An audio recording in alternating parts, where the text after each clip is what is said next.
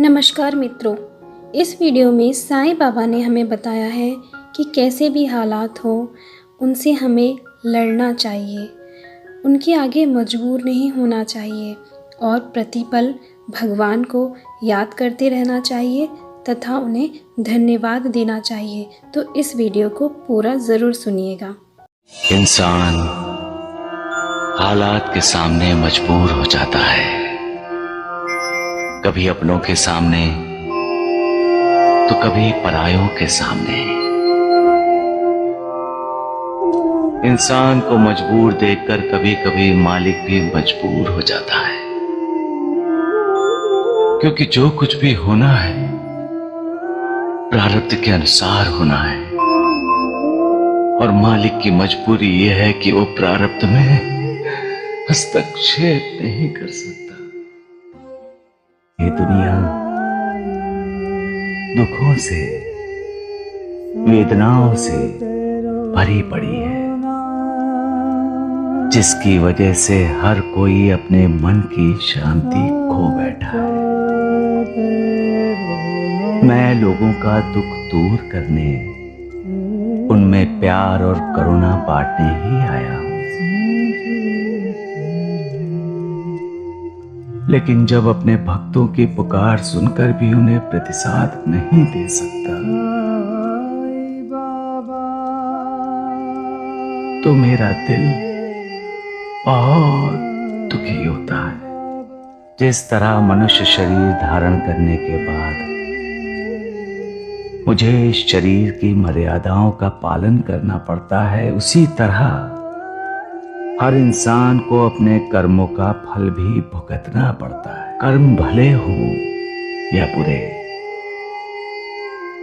उसका फल इंसान को मिलता ही है। मेरे भक्तों को भी अपने कर्मों का फल भोगना ही पड़ेगा। अब आंसू बहाने से क्या फायदा?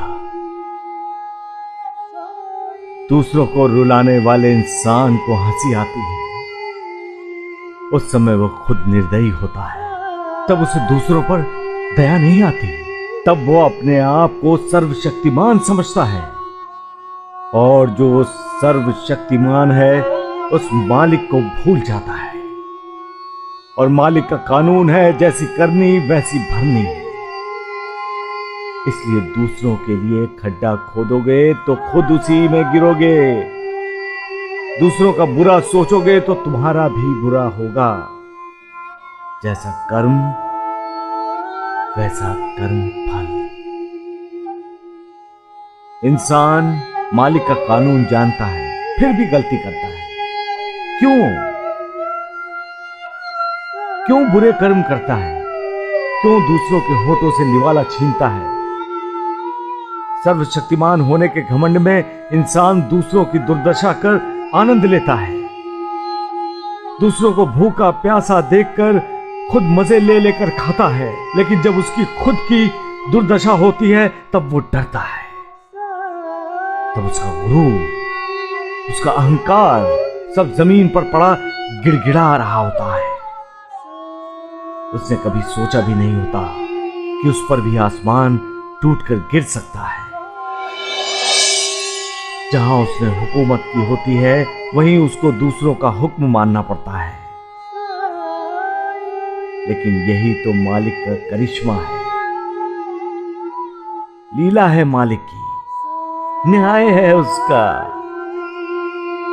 इसीलिए तो यहां कब राजा रंक बन जाता है और रंक राजा कोई नहीं जानता। सबका मालिक एक। आत्म परीक्षण करने का मतलब ही है अपने आप को जानना, पहचानना, अपने गुण दोषों से वाकिफ होना, अपने आचरण में, व्यवहार में सुधार लाना। हर इंसान में गुण भी होते हैं और अवगुण भी। सब अवगुणों में अपने अवगुणों को ही गुण समझ लेना सबसे बड़ा अवगुण है। आत्म परीक्षण करने से इंसान को अपने गुण अवगुणों का साक्षात्कार होता है और वो अपने आप में तब्दीली लाने की कोशिश करता है। यही तो उद्धार की पहली सीढ़ी है। जो कोशिश नहीं करते वो अपने उद्धार से कोसों दूर चला जाता है। जीवन की डोर विश्वास और अविश्वास के दो पाटों के बीच में चलती है। जहां विश्वास है वहां आस्था होती है और जहां विश्वास है वहां अनास्था। आस्था पत्थर को भी भगवान बना देती है गुरुदेव। लेकिन जब आस्था की डोर कमजोर हो जाती है तो विश्वास टूट जाता है। इंसान का भरोसा उस मालिक, उस भगवान पर भी नहीं रहता है। जो झूठ का हाथ पकड़कर जिंदगी की राह पर चलते हैं उन्हें ठोकर लगती ही लगती है, अपने मार्ग से भटकते ही भटकते हैं।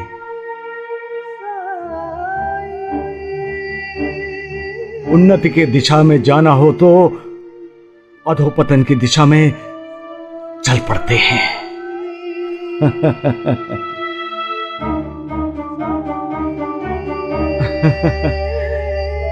झूठ नकली फूलों की तरह आकर्षक और मोहक लगता है और इंसान उसकी तरफ तुरंत आकर्षित भी हो जाता है।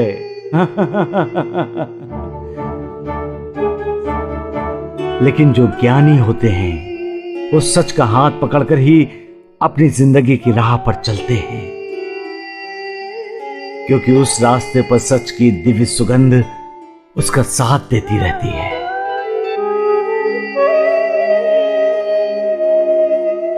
झूठ तब तक राज करता है जब तक कि सत्य का प्रकाश नहीं फैलता। जैसे सूर्य के उदय होते ही दुनिया भर में छाया हुआ अंधेरा भाग जाता है, वैसे ही सत्य का उदय होते ही असत्य को, झूठ को भागना पड़ता है। झूठ अज्ञान का ही तो प्रतीक है, अंधेरा झूठ का ही तो प्रतिनिधि है, क्योंकि अंधेरे में हमें कुछ नजर नहीं आता। अंधेरा और अज्ञान झूठ नाम के रथ के दो पहिए हैं। इस रथ में जो सवार होता है वो ज्यादा दौड़ नहीं सकता। उसे शुरू में थोड़ी बहुत सफलता मिलती है, उससे उसे लगता है कि झूठ के सहारे वो दुनिया पर राज कर सकता है। लेकिन झूठ की बुनियाद पर खड़ी की गई इमारत पर जब सत्य का हथौड़ा पड़ता है तब वो इमारत मिट्टी हो जाती है। इसलिए कभी झूठ नहीं बोलना चाहिए, न ही झूठ का सहारा लेना चाहिए, क्योंकि एक न एक दिन झूठ का पर्दाफाश होता ही होता है। अज्ञानी इंसान जो कुछ भी सुनता है उसमें अपने मतलब का अर्थ ढूंढकर खुश होता है। वो जो भी कुछ देखता है उसी को सच मानता है, लेकिन वो सच नहीं होता। इंसान की गलत फहमी होती है, जिसका कारण है अज्ञान। किसी चीज का इंसान को जब पूर्ण ज्ञान होता है तब वो ना उसमें अपने मतलब का अर्थ ढूंढता है, ना ही उसे कोई गलत फहमी होती है, क्योंकि जो भी कुछ है वो ज्ञान के कारण उसे साफ दिखाई देता है। लेकिन जो अज्ञानी होते हैं वो अज्ञान के अंधेरे में भटकते हुए अज्ञान के अंधेरे को ज्ञान का उजाला मानते हैं और उस अंधेरे में ही अपने आप को सुखी समझते हैं। ऐसे अज्ञानियों के सामने जब ज्ञान का प्रकाश फैलता है, मतलब जब सच सामने आता है, तब उनकी उम्मीद टूटती है और वो दुखी होते हैं। सबका मालिक एक। मैं शिरडी में होता हूं, लेकिन शिरडी के बाहर भी क्या हो रहा है मुझे सब ज्ञात होता है। तुम चाहे कहीं भी रहो, जो चाहे करो, परंतु हमेशा याद रखो कि तुम जो कुछ भी करते हो उसका ज्ञान मुझे होता है। तुम श्रद्धा पूर्वक मेरे सामने हाथ फैलाओगे तो मैं तुम्हें खाली हाथ नहीं भेजूंगा। तुम जब जहां मेरा स्मरण करोगे मुझे अपने साथ पाओगे, क्योंकि मैं सर्वव्यापी हूं, सारे चराचर में व्याप्त हूं। जो मुझ पर विश्वास रखकर सदा मेरा चिंतन करता है उसके सारे कार्य मैं स्वयं करता हूं और अंत में उसे सद्गति प्रदान करता हूं।